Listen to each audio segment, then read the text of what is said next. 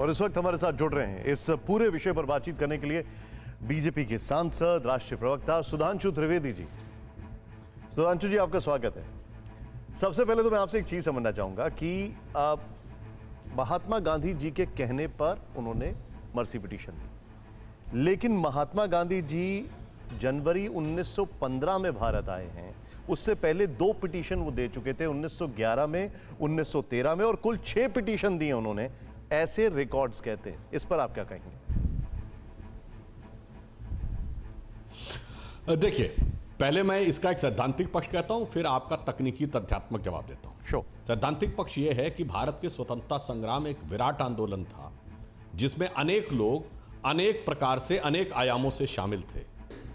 इसलिए यदि 2 आयामों में आपस में समन्वय दिख रहा है, जो रक्षा मंत्री राजनाथ सिंह जी ने इस विषय को रेखांकित करने का प्रयास किया, तो इसमें सबसे ज़्यादा पेट में दर्द उन लोगों के होता है जो एकमेव स्वयंभू मसीहा, यानी वो मोनोपोली अपनी बना के रखना चाहते हैं कि मेरे अलावा किसी का योगदान नहीं था। अब आते हैं तथ्यात्मक जवाब पे। पहली बात, जो अभी आप दिखा रहे थे कि सावरकर जी के ग्रैंडसन ने भी ये बात कही, भतीजे ने, कि 25 जनवरी 1920 को महात्मा गांधी ने जो लिखा है पत्र उनके भाई को, और 26 मई 1920 को यंग इंडिया में जो प्रकाशित किया, उसमें उन्होंने साफ साफ लिखा है कि दोनों सावरकर बंधुओं को रिहा कर दिया जाना चाहिए। इन्होंने कोई एक्ट ऑफ वायलेंस नहीं किया है। इससे एक बात तो बहुत स्पष्ट हो जाती है कि महात्मा गांधी का मनोभाव सकारात्मक रूप से वीर सावरकर के प्रति था।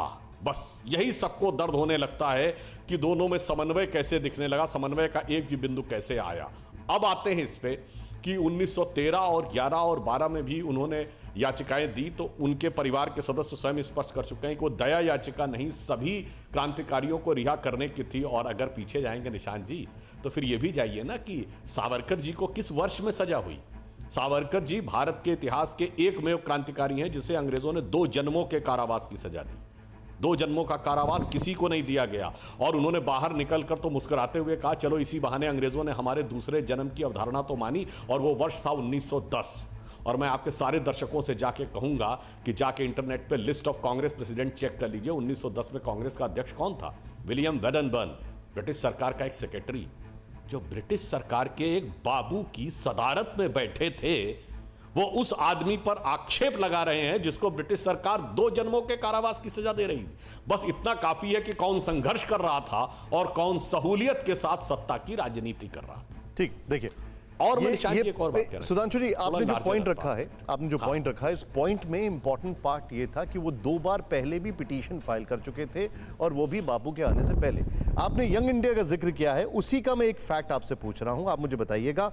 26 मई 1920 महात्मा गांधी ने यंग इंडिया में आर्टिकल लिखा, और मैं उसको कोट कर रहा हूं। They both state unequivocally that they do not desire independence from British connection. On the contrary, they feel that India's destiny can be best worked out in association with the British. जिन महात्मा गांधी का जिक्र कर रहे हैं, वो Mahatma Gandhi young India में ये लिखते हैं कि वो दोनों कहते हैं कि ब्रिटिश के साथ ही ये दोनों चलने के लिए तैयार हैं। अब आप इसको कैसे बताएंगे? जरा इस जो आप 26 मई 1920 के यंग इंडिया का ये वक्तव्य पढ़ रहे हैं, निशान जी, इसका पहला वाक्य जरा पढ़िए। बिल्कुल पढ़ देता हूं। वाक्य क्या है? Thanks to the action of the government of India and provincial governments, many of those who were undergoing imprisonment at the time have received the benefit of royal clemency. पहली 3 लाइंस। यही मैं कहना चाहता था कि रॉयल क्लीमेंसी के लिए मैं भारत सरकार को धन्यवाद देता हूं, आभार व्यक्त करता हूं। तो आप इस आधार पे कहेंगे कि महात्मा गांधी जो थे वो अंग्रेजों के आगे झुक गए थे? पहला वाक्य आभार व्यक्त करने का है, ब्रिटिश सरकार को आभार व्यक्त करने का है। अब बताइए, इसीलिए मैं कह रहा हूं, जो लोग छिद्रान्वेषण करते हैं ये वही हैं जो भारत की हर एकता के सूत्र में किस प्रकार से पृथकता देखी जा सकती है वो देखना चाहते हैं। अब मैं निशान जी सुधांशु जी, एक सेकंड, मैं यहां पर ये समझना, देखिए, महात्मा गांधी का इंटेंट क्या था ये बाद में डिबेटेबल है। आपने महात्मा गांधी के यंग इंडिया का जो एग्जाम्पल दिया, जो उन्होंने वहां पर एक आर्टिकल लिखा, जो उन्होंने लेटर लिखा, एग्जैक्टली उसको मैंने कोट करके बताया। उन्होंने कहा कि वीर सावरकर तो उसके लिए भी तैयार है। दूसरा पॉइंट कि उन्होंने माफी जो मांगी या जो मर्सी पिटीशन मांगी वो पहले भी 2 बार कर चुके थे, ये कहा जा रहा है। और अगर उसको और हिस्ट्री में चर्न आउट किया जाए तो ऐसा तो है नहीं कि महात्मा गांधी के आते ही साथ उन्होंने एक और मर्सी पिटीशन उनको बताया और फाइल कर दी, उसमें भी समय लगा होगा। तो ये बहुत सारी चीजें ऐसी हैं जो ये कहा जा रहा है कि शायद मिसकोट की जा रही है। निशान जी, हाँ, निशान जी, आपने तो कहा कि महात्मा गांधी के उस वक्तव्य के अनुसार सावरकर तैयार हैं, और आपने खुद पढ़ा कि महात्मा गांधी के उस वक्तव्य का पहला वाक्य ही आभार व्यक्त करने का, यानी वो तो कर दिए, आभार व्यक्त कर दिए, उनको रॉयल क्लीमेंसी भी कह दिया, रॉयल, ये भी नहीं कहे कि ब्रिटिश गवर्नमेंट की, यानी उनको जो महामहिम और महान कहना था वह भी शब्द कह दिया। इसलिए मैं कह रहा हूं कभी कुछ एस्टैब्लिश टर्मिनोलॉजी होती है जिसको लेकर सवाल नहीं उठाए जा सकते। और मैंने तो वो बोला ना, 1910 में कांग्रेस का अध्यक्ष ही ब्रिटिश सरकार का सेक्रेटरी था। 1914 में कांग्रेस ने बाकायदा प्रथम विश्व युद्ध के समय प्रस्ताव पारित करके अंग्रेज सरकार का समर्थन किया है, यानी संगठित हिंसा का समर्थन किया है कि बमों से भी अटैक करो तो ठीक है।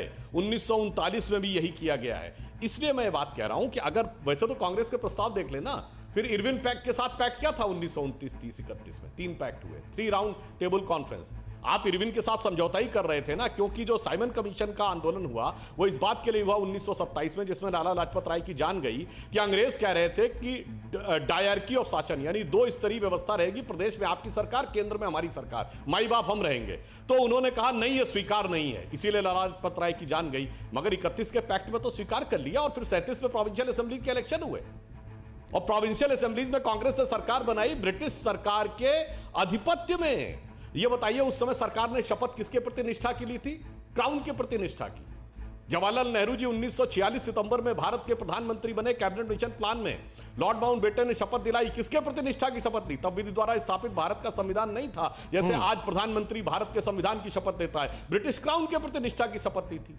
और तमाम लोग ऐसे थे उस समय, आचार्य नरेंद्र देव से लेकर लोकनायक जयप्रकाश, जिन्होंने मना कर दिया कि हम ब्रिटिश क्वीन के प्रति निष्ठा की शपथ नहीं लेंगे। इसलिए मैं कह रहा हूं यह विषय के ऊपर जब आप विवाद करेंगे, तकनीकी पक्ष जाएंगे, तो मैं तो फिर एक बात कह दूं, एलन ऑक्सफोर्डियम ह्यूम नाम के ब्रिटिश अधिकारी द्वारा स्थापित की गई, और 46 में ब्रिटिश सरकार के निष्ठा के प्रति शपथ लेकर सत्ता में आई कांग्रेस। मैं आपसे एग्जैक्ट लाइन कोट करता हूं जो उनकी मर्सी पिटीशन की इन रिकॉर्ड्स है, और मैं इसको पढ़ के बताता हूं। Thus interpreting the proclamation as the government had already done in the case of Bahrain, Hem, etc. I and my brother, ये वीर सावरकर जी की लाइन में पढ़ रहा हूं, I and my brother are fully entitled to the royal clemency in the fullest measure, but is it compatible with public safety? I submit is entirely so.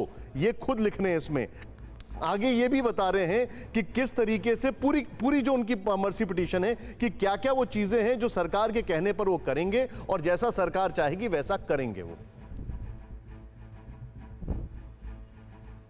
Your take Sudhanshu. Nishant ji, आपने तो कहा वो ये कह रहे हैं कि वो इंटाइटल्ड हैं क्लीमेंसी के, यानी वो छोड़ दिए जाने के, रिहाई के लिए अधिकृत हैं। मैंने तो कहा शपथ ली है क्वीन के प्रति निष्ठा की, निकलवाइए ना। नेहरू का 1946 का शपथ पत्र निकलवाइए। सर देखिए, मैं यही तो बात कर रहा हूं, निष्ठा की शपथ लेके खड़ा होता है ना। और 37 में जितने मुख्यमंत्री बने उन्होंने किसके प्रति? 37 की असेंबली हम बस डिस्कशन कर रहे हैं, हम इन फैक्ट्स को समझने की कोशिश कर रहे हैं। अरे भाई जो और अच्छा ये बताइए, चलिए ओके, मैं ये समझने की कोशिश कर रहा हूं। अच्छा चलिए निशान जी, सावरकर के इस पत्र में कहीं ब्रिटिश सरकार के प्रति आभार है? बोलिए हाँ या ना। इस पत्र में ब्रिटिश सरकार, गांधी जी के तो इस वक्तव्य में आभार है, बोलिए हाँ या ना। मैं आपको बता देता हूं, बोलिए हाँ या ना। हाँ है, मैं पढ़ के भी सुना देता हूं। हाँ है, सुना देता हूं। I believe that the government hearing my readiness to enter into sensible, Gandhi ji तो पहले मैं पढ़ के सुना रहा हूं sir. On all these grounds, I believe that the government hearing my readiness to enter into any sensible pledge, and the fact that the reforms present and promised joint to common danger from north, और वो जो भी टर्को Afghan fanatics वो जो भी बोल रहे हैं उनको बोला गया है, the brilliant prospect of my early life all but too soon blighted have constituted so painful a source of regret to me that a release would be a new birth and would touch my heart. अब इससे ज्यादा मैं क्या बोल सकता हूं sir? एक एक चीज वो बता रहे हैं, अब आप बताइए। अरे जनाब, आभार कहाँ है? निशांत जी आभार कहाँ है सरकार का? सर मुझे लगता है सुधांशु जी हम वर्ड्स को ना पकड़े। बोलिए ना, आभार कहाँ है? आभार नहीं आया ना। अब नहीं वर्ड्स की बात कर रहे हैं तो आभार बताइए ना, आभार बताइए। देखिए अब क्या है कि अब बस इसमें के एआईसीसी का अब इसमें थोड़ा सा रिसर्च देखिए सरकार को आप फिर उधर चले गए चाहते हैं। मैं बार-बार मैं यहां पर इस इंटेंट की बात कर रहा हूं, आप बार-बार गांधी जी और नेहरू जी पे जा रहे हैं। अब एक और बात सुनिए, अब एक और बात सुनिए ना। अरे भाई ये कांग्रेस की तो बात हो रही है ना।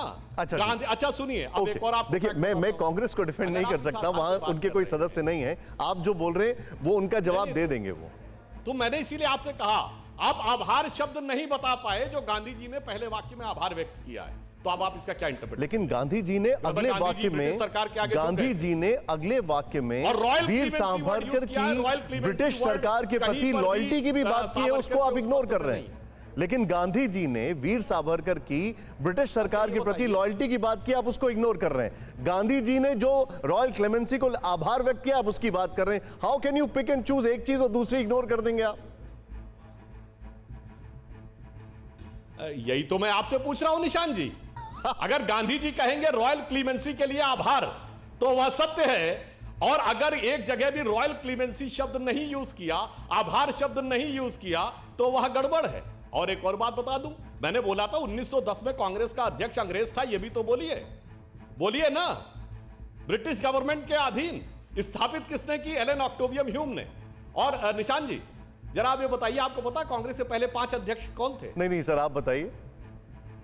पता है आपको? नहीं प्लीज मुझे नहीं पता, आप बताइए please go ahead. Allan Octavian Hume के बाद थे जॉर्ज यूल। मैं सारे दर्शकों से कह रहा हूं जाके चेक करिएगा, 1885 से 91 के बीच में कांग्रेस के अध्यक्ष जॉर्ज यूल, अल्फ्रेड रोप, विलियम वेडनबर्न, सब ब्रिटिश गवर्नमेंट के सेक्रेटरी थे। सर लेकिन उससे वीर सावरकर की क्लेमेंसी का क्या ताल्लुक है? और उसके बाद the point is Veer Savarkar की मर्सी पिटीशन का आप मुझे कांग्रेस की हिस्ट्री बता रहे हो, उससे क्या ताल्लुक है मुझे बताइए। जो आपने गांधी जी का कहा मैंने एग्जैक्टली उसका कोट बता दिया, वीर सावरकर जी ने जो कहा उसका कोट बता दिया, 2 बार मर्सी पिटीशन की बात की वो भी बता दिया। अब आप कांग्रेस की हिस्ट्री में चले जाएंगे और ये देख के जाएंगे उनका बर्थ कैसे हुआ, ओरिजिन क्या हुआ।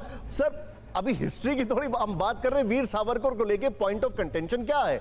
वीर सावरकर को लेके पॉइंट ऑफ कंटेंशन यह है कि क्या उन्होंने गांधी जी के कहने पर माफी मांगी। उस पे तर्क ये आ रहा है कि उससे पहले भी 2 बार माफी मांगी। फिर यह आता है कि गांधी जी ने अगर उनके लिए कुछ लिखा है तो गांधी जी ने यह भी लिखा है कि बकायदा वीर सावरकर अपनी लॉयल्टी ब्रिटिश सरकार के लिए देने के लिए तैयार हैं। ये फैक्ट सामने है, इस फैक्ट्स पे हम बात करते हैं। अगर हम पीछे चले जाएंगे तो फिर क्या फायदा। बहरहाल आप एक लास्ट कमेंट जरूर मेक करिए, क्योंकि मैं अच्छा नहीं लगेगा अगर मैं वाइंड अप करूं, समय थोड़ा कम है। Sudhanshu ji your last take on this. नहीं निशांत जी, निशांत जी मैं सिर्फ एक बात कहना चाहता हूं सर, मैंने एक बार भी पीछे नहीं गया। जो मैं विषय कह रहा हूं, जो कह रहे हैं स्वतंत्रता का संघर्ष लड़ रहे हैं, वो तो ब्रिटिश गवर्नमेंट के अंडर में है। कोई भारत सरकार का एम्प्लॉय कहे कि मैं भारत सरकार के सेक्रेटरी का एम्प्लॉय हूं और उसके बाद मैं लड़ रहा हूं। एक ही बात याद दिला देना चाहता हूं, बड़ा फेमस शेर है ना अकबर इलाहाबादी का, कौम के गम में खाते हैं डिनर हुक्काम के साथ, रंज लीडर को है बहुत मगर आराम के साथ। ये किसके लिए लिखा गया था? कांग्रेस के नेताओं के लिए अकबर इलाहाबादी ने लिखा था। दिन में धरना प्रदर्शन और रात में अंग्रेज अफसरों के साथ डिनर करना।